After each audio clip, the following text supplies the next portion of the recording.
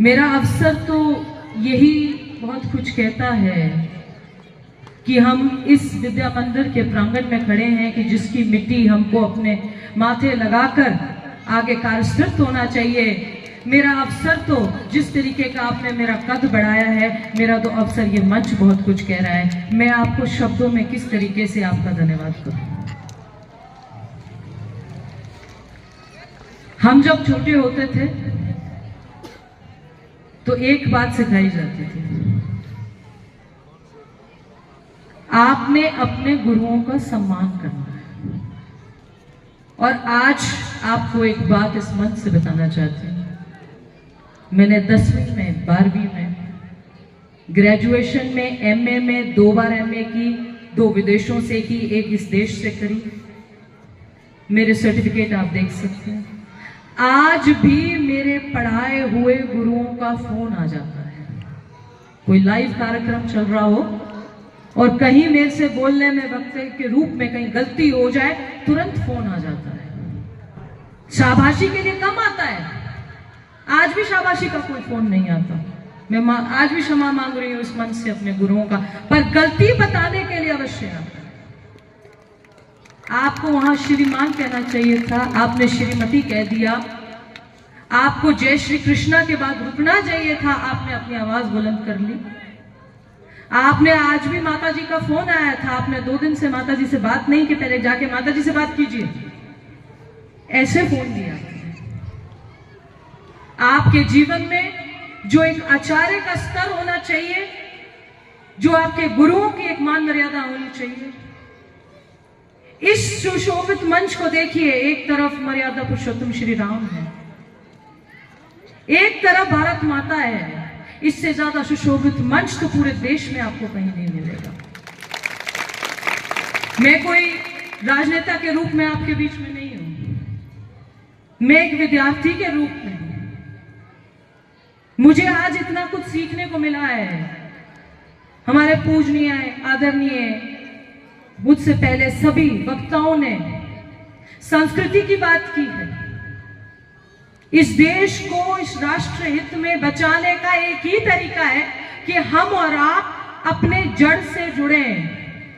जिस दिन हम जड़ से जुड़ गए, आप किसी भी क्षेत्र में रह रहे हो, कोई वेशभूषा पहन रहे हो, ऐसा नहीं हो सकता। आपके शब्द, आपके संस्कार, आप किस प्रकार से अपने बड़ों का सम्मान करते हैं, आप क्या संदेश देना चाहते हैं, आपकी वाणी क्या कहती है, आप किस तरीके से सुशोभित होकर एक मंच पर बैठ रहे हैं, किस तरीके से अपने आने जाने वाले लोगों के साथ वार्ता कर रहे हैं, ये आपके मुख्य रूप से जड़ से जुड़ों का एक बहुत बड़ा उदाहरण है। मेरे सामने समक्ष मेरी मातृशक्ति बैठी है। आपके स्नेह और दुलार से हम जैसे छोटे लोग भी एक मर्यादावान मार्ग पर चलने का सोचते हैं। मेरे सामने मेरे बुजुर्ग बैठे हैं जो हर वक्त हर सीमा पर हमको मार्गदर्शन दे रहे हैं। मेरा जितने यहाँ बच्चे बैठे हैं, मुझे लग रहा है कि बच्चे थोड़े परेशान हो रहे हैं कि सभी बोल रहे हैं। आदर्श विद्या मंदिर, आदर्श विद्या मंदिर, इसका अपने आप में समूह ही बहुत है एक संदेश देने के लिए। आप आदर्शों से जुड़कर विद्या प्राप्त करें।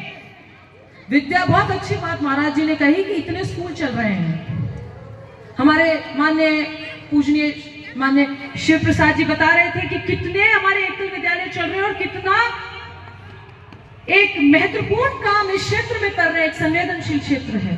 बता रहे थे कि आपको कहा बॉर्डर तक चल रहे हैं, पर इस क्षेत्र में भी कितना महत्वपूर्ण कार्य कर रहे हैं। तो फिर एकल विद्यालय का क्या जरूरत पड़ गई थी जब इतने सारे विद्यालय हैं?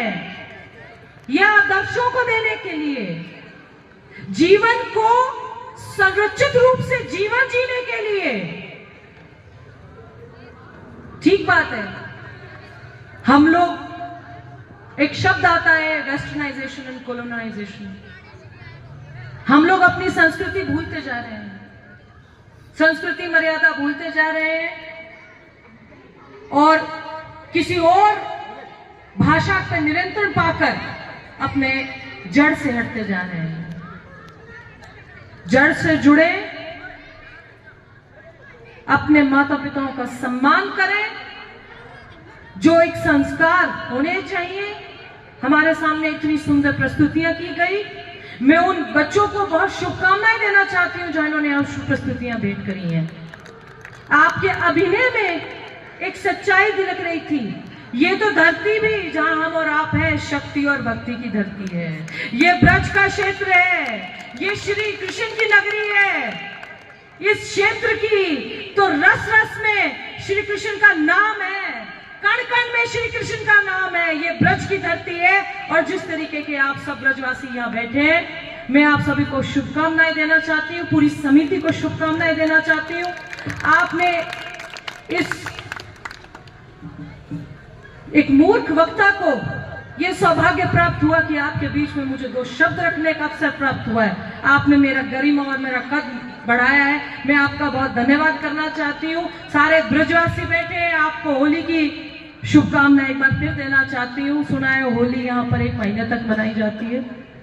आपको फिर एकदम शुभकामनाएं देना चाहते हैं सारे ब्रजवासियों को, इस मीठी वाणी के लिए, इस रसीले और कण कण जिसमें हर कण में श्री राम और श्री कृष्ण का जयकारा सुनाई देता है, ऐसी धरती को नमन करती हूँ। हमारे जितने संगठन के अधिकारी आए हैं, आप लोगों से आशीर्वाद प्राप्त करने की उम्मीद करती हूँ।